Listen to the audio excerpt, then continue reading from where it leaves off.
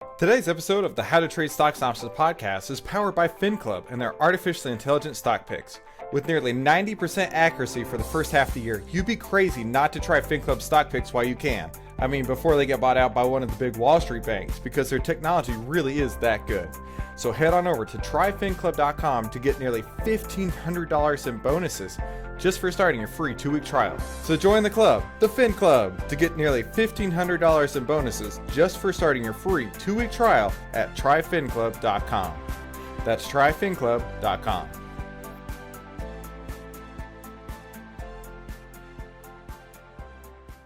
Hey there, 10-minute traders, and welcome back to the How to Trade Stocks and Options podcast, where we give you the tools, tips, and tricks to help you trade faster and trade smarter. Today, we have a special guest on the line, Gregg Gossett. Gregg actually has a live YouTube show every day on the last hour of the market called Gossett Trading and Mentoring Live. And I'm so thrilled and excited to have Gregg on the line. Gregg, thanks for coming on today. This is the How to Trade Stocks and Options podcast, brought to you by 10minutestocktrader.com, where we give you the tools, tips, and tricks to help you trade faster and trade smarter. And here's your host, voted one of the top 100 people in finance by Redwood Media Group, founder and head trader of 10minutestocktrader.com, Christopher Ewell. Hi, Chris. How you doing? Thank you for having me on. I appreciate it. I am thrilled. Actually, Steve Burns, the infamous Steve Burns, who's been on the podcast many times, recommended Gregg to me, and so he and I were able to chat a little bit through Twitter and got the opportunity to work together today. So, Gregg, you know what? Thanks for coming on and tell us a little about yourself, your history, and everything that led you up to here. Well, my name is Gregg Gossett. I'm 52 years old. I live in Utah, and I've been a professional full-time trader for the last 24 years now. Wow. Big animal lover. I like to hike in the mountains every day. And I just really enjoy trading and really enjoy helping people to learn how to trade better. Yeah, and that's evident in the fact that you've committed to putting on a live show every day on YouTube in the last hour of the day. That takes a lot of work. Gregg and I were discussing that ahead of time, and that, you know, there's a real commitment and a real sense of honor that he and I both get from being able to actually impact people's lives. And, you know, Gregg, give us a little bit of your backstory there about what it means to you. Why do you put on the show every day? That's got to be a ton of work. Well, you know, kind of to take you back to the beginning, in my early 20s, I started a chewing gum company. Oh. And it really took off. I mean, it was just one of those things that really took off. I was really young, but we actually went public. We developed some really important products. I don't know if you're familiar with the product Zicam, the cold remedy. Oh, yeah, okay. Yeah, so that was the company that I started. Wow. And so it really took off. I was fortunate enough to be able to sell it in my early 20s, and I thought, what am I going to do now? And, you know, I had always had an interest in the market ever since I was a little kid for some reason. So I decided, hey, I'm going to be a trader. And, you know, I was young, I had a lot of money, but unfortunately I had no fear and I had no idea what I was doing in the market. So I just jumped in with both feet. Initially made a lot of money because it was in the late 90s.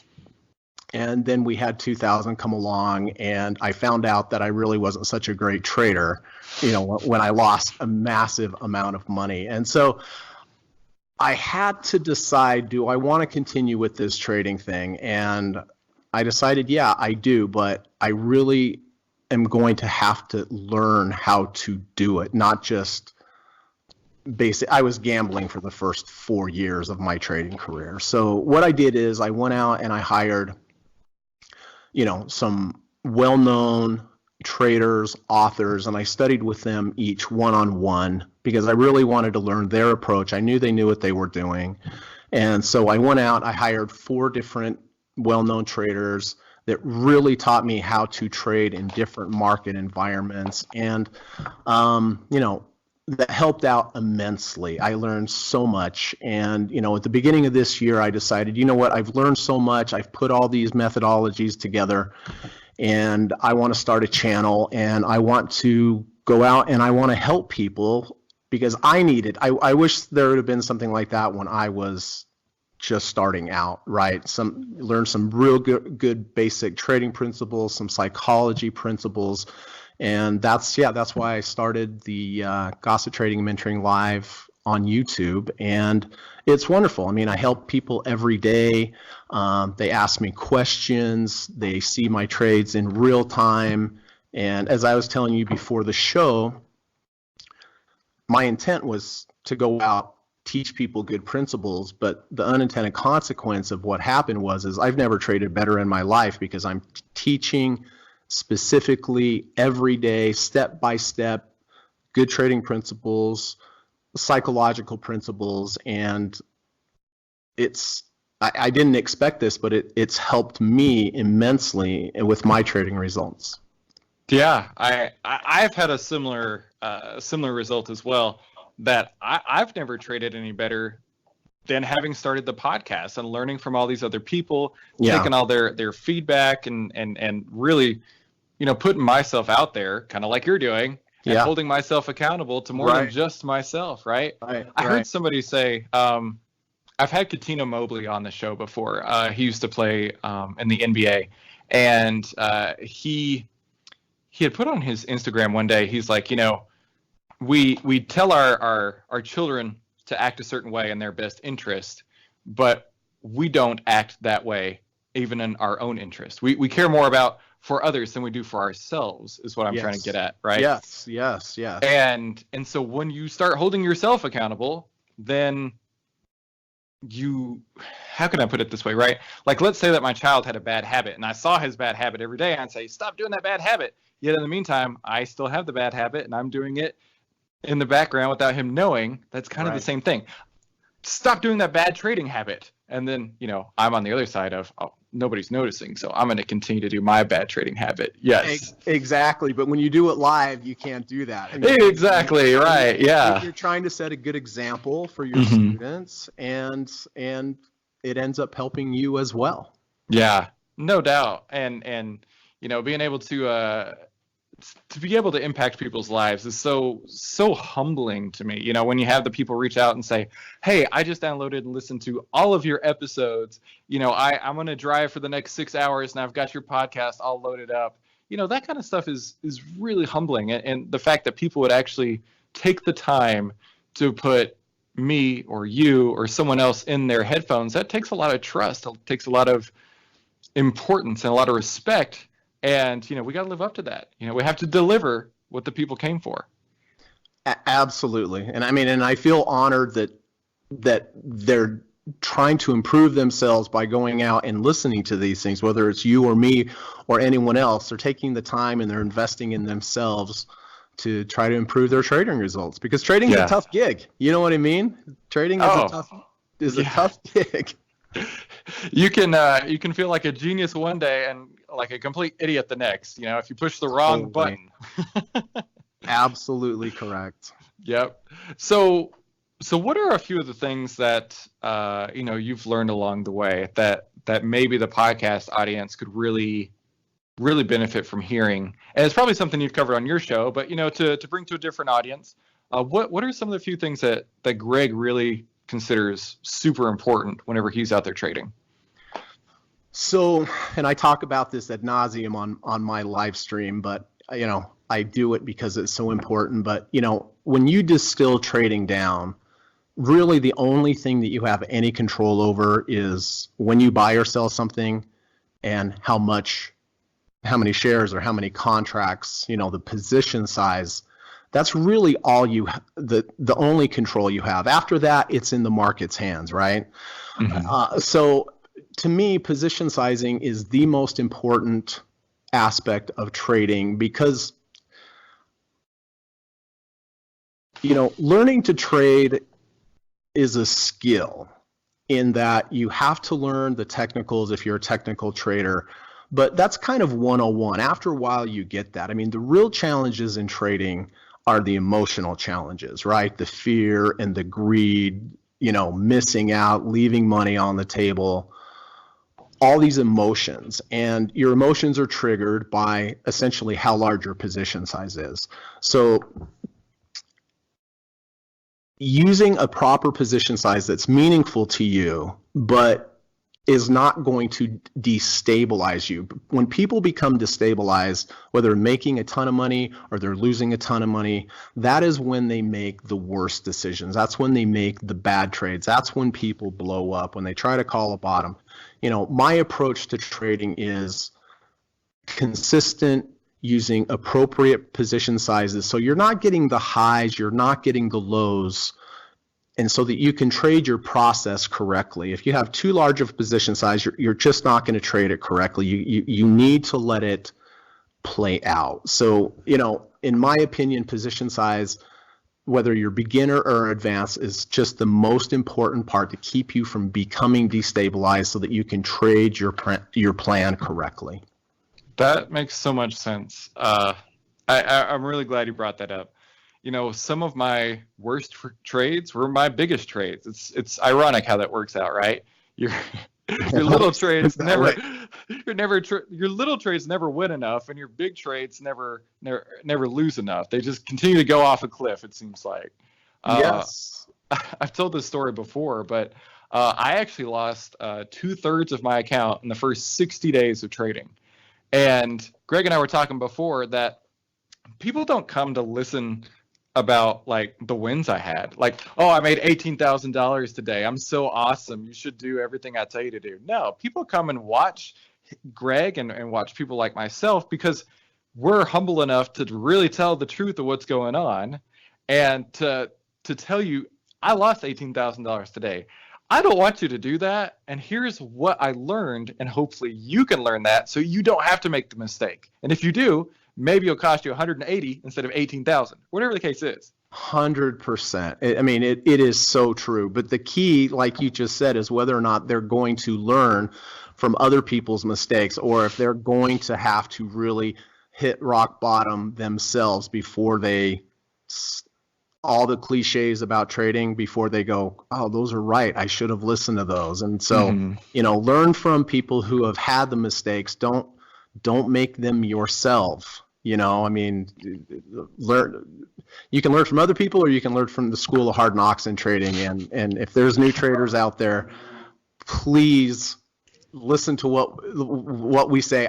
You've been through it. I've been through it. And, that's why now I trade very conservatively, proper position size, let my winners run, cut my losers very short. I always cut the losers very short. And that's essentially what profitable trading is, having big wins, having small wins, having scratch trades, having small losses. You just can't have those big losses. You have to get out when you're supposed to.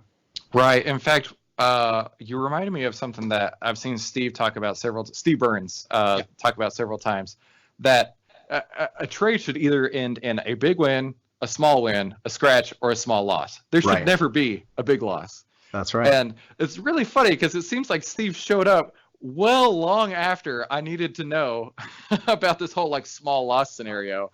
The buy and hope, right? Yes. My worst trade I ever put on. My worst one single trade was long gold a couple years ago, and I've shared the story many times. I was convinced gold was going to go up. Didn't matter what anybody said. Didn't matter what trend it was doing. Didn't matter what the RSI was. Didn't matter what anything said. I took the stance that Christopher Ewell, I know gold's going up. You knew it. But you know what, Greg? Gold didn't go up. It didn't? In fact, it plummeted. What? Like, real bad. I'm so surprised. Yeah, who would have thought? So yeah, that was one of my major lessons there of I have no idea what the market really is going to do. My opinion means absolutely nothing. Right. 2, why on earth did I decide to keep holding that and hoping it would turn around? Because I thought I knew what was going to happen, but I didn't have a plan in place. I actually had a podcast. I was interviewed on another podcast. It was worst investment ever, worst trade ever. And it was my gold trade. And I didn't have my plan. I knew what I wanted, but I had no idea what I was doing at that time in order to mitigate any kind of risk, and B, take profits. I was like, all right, here we go. So yeah. I've heard that story so many times. I've been in that story so many times. I mean, that first loss is the easiest. Most people have big losses in their account because they're basically on the wrong side of a moving average and they're holding on to losers. I mean, if you can just, make your trade, it's going to win or it's going to lose. If you're wrong, you just get out.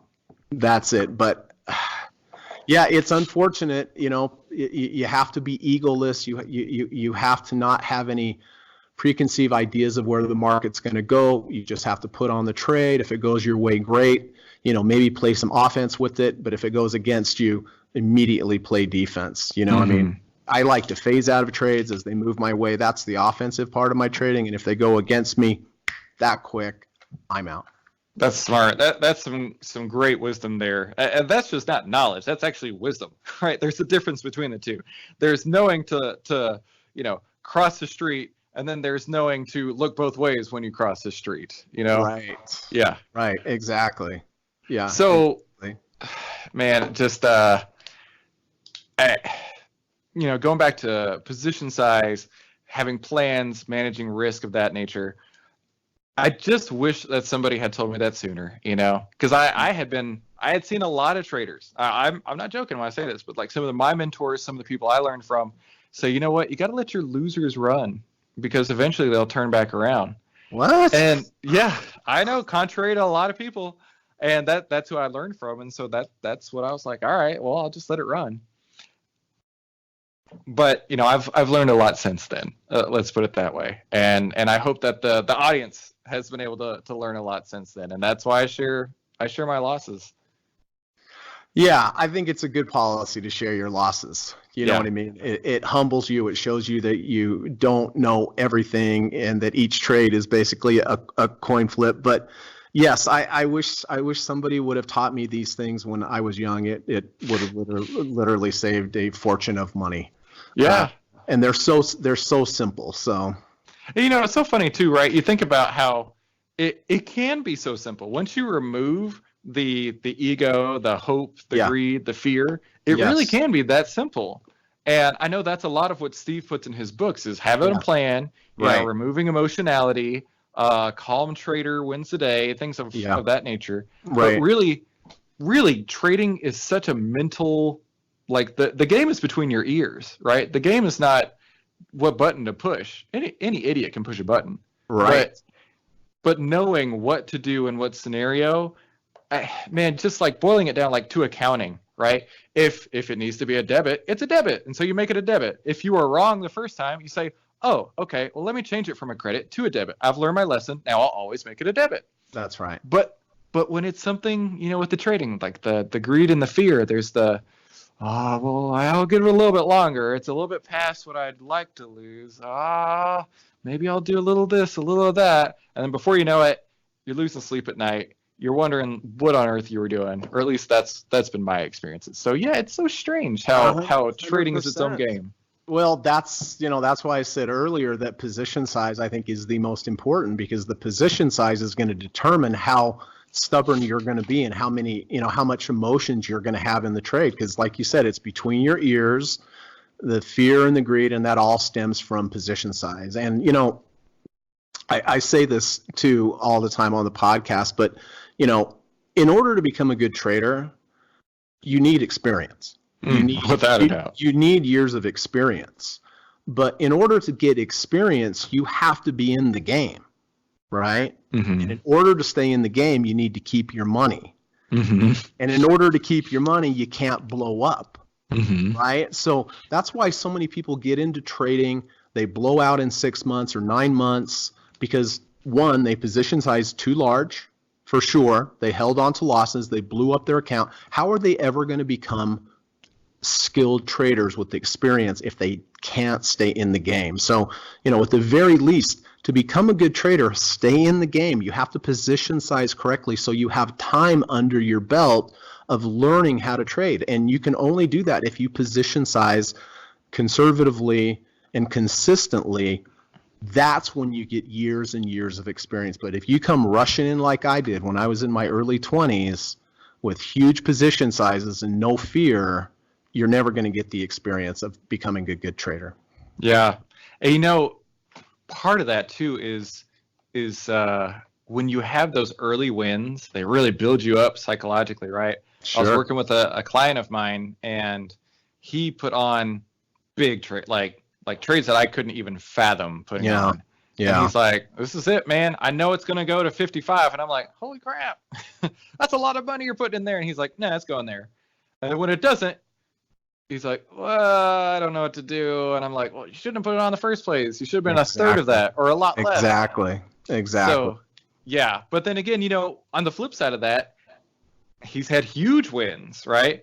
And that's how he wants to trade, is big, because it's go big or go home to him. And there could be a day where he's going home. Well, you know the old saying, right? There's old traders and bull traders, but there's no old and bold traders. Well said. Yep. Well said. So, Greg, what else would you want to tell the audience out there? We're kind of cross promoting here between Greg's channel and my own. What would you tell some of the listeners of the How to Trade Stocks and Options podcast? As they're going forward, as they're going into the weekend, what could they do? What's the next thing that they could do that could just make their trade, make their lives even just a little bit better? Well, on my YouTube channel, Gossett Trading and Mentoring Live, if they go there, I have a whole series of tutorials and lessons that talk about how I approach trading, all the things that we talk about during the live stream. But they're free. They're on YouTube. It's under the lessons playlist, and everything I know, I teach in those videos. And so, I from a technical standpoint, I think those videos would be helpful if somebody wanted to go there and review them. And then also, if they tuned into the live stream, it's Monday through Friday and during the last hour of the market. And just to, I guess, give you a little bit of a format. I mean, first of all, we take a look at my current positions, when I bought them, why I bought them, and how I'm going to manage them going forward. Then we do a little segment on psychology, trading psychology, because I think it's so important. Then we go through my watch list. We go through each stock. We look at the technicals. We look at the support and resistance level, RSI, MACD, ATR channels. And then if I find something, that looks good at the end of the day, if I find something that has a confluence of signals at the end of the day, I'll go ahead and enter that position at the end of the day, and I do it all live. And then after the market closes, I do 30 minutes question answer for anybody, if they're not clear on what I did, or they have any questions, or they like me to take a look at any of their stocks. But that's basically the format of the live stream. But the videos, the video lessons on YouTube, I think that would be very helpful. But just kind of the basics of trading. If you're just starting, or you've been doing it for a while, just make sure you have a consistent, conservative position size that lets you stay in the game. Have a plan. It doesn't have to be the best plan in the world, but have a plan and have the guts to stick by it. Have the consistency to stick by it. Understand that you're going to go through drawdowns. It's just a normal part of trading. But if you have a good approach, you have good setups, in the end, the edge should play itself out. But in order for the edge to play itself out, you have to stay in the game. And that's why I'm coming back again to position sizing, because that's going to keep you in the game. There you go. Perfect. That's awesome. And Greg, I really hope that the audience out there, as many of you as possible, can go check out Greg's YouTube channel. Greg's also on Twitter. What's your Twitter handle there, Greg? Gossett Trading and Mentoring Live is the name, at Gossett Trading. Perfect. So you guys be sure to reach out to Greg, let him know how much you appreciate him coming on the podcast, getting an idea of what it takes to be a professional trader like Greg is here. And for somebody to be as transparent and open and on every single day like him, that takes a lot of work. So I can really appreciate the amount of effort that Greg goes through every single day to bring y'all content, just like we're doing here today. So sure. Greg, like I said, y'all go out there, see Greg do his thing, right? See Greg trade. You could even make a little kid's book. See Greg trade. That's right. So, Greg, thanks for coming on the show today. I would love to have you back on in the future and go into more topics and go deeper with you on some things. That would be great, Christopher. And thank you for your podcast and what you do as well. Well, I've said it many times. It's just me talking to my phone in a spare bedroom in my house. So it's nice to be able to talk to other smart people like yourself. Oh, thank you. I appreciate it. It's an honor to be on. It really is for me as well. And I'm glad that Steve was able to connect us. So Me too. Yeah. So, Greg, thanks for coming on the show today. And thank you guys for tuning into today's How to Trade Stocks and Options podcast. I am sure that you were able to learn something from Greg, and I hope that you reach out to him and continue to learn from him as he puts on his show every single day. So that wraps up today's podcast. Make sure you like, subscribe, and enable notifications so you'd never miss any of the tools, tips, and tricks that we upload every single week to help you trade faster and trade smarter. And I'll see you on the next episode. Hey, did you realize that you could get the secret weapon that every investor needs right now to start changing your financial future for free? Yeah, that's right. Just head on over to triplestockprofits.com and download your free Triple Stock Profit System ebook today. 10MinuteStockTrader.com content is for information and educational purposes only. It is not, nor is it intended to be, trading or investment advice or recommendation that any security, futures contract, options contract, transaction, or other financial instrument or strategy is suitable for any person. Trading securities can involve high risk and the potential for total loss of any funds invested. 10MinuteStockTrader.com and Christopher Ewell, through its content, financial programming, or otherwise, does not provide investment or financial advice or make investment recommendations. Investment information provided may not be suitable for all investors and is provided without respect to the individual investors and audience's financial sophistication, financial situation, investing time horizon, or risk tolerance. 10MinuteStockTrader.com and Christopher Ewell are not in the business of trading securities trades, nor does it direct client commodity accounts or give commodity trading advice tailored to any particular client situation or investment objectives. 10MinuteStockTrader.com and Christopher Ewell are not licensed financial advisors, registered investment advisors, or registered broker-dealers. Stocks, options, futures options, and other financial instruments not included here involve risk and are not suitable for all investors. You alone are responsible for making your investment and financial trading decisions, and for evaluating the merits and risks associated with the use of any financial security and broker platform. For more information, please visit 10MinuteStockTrader.com/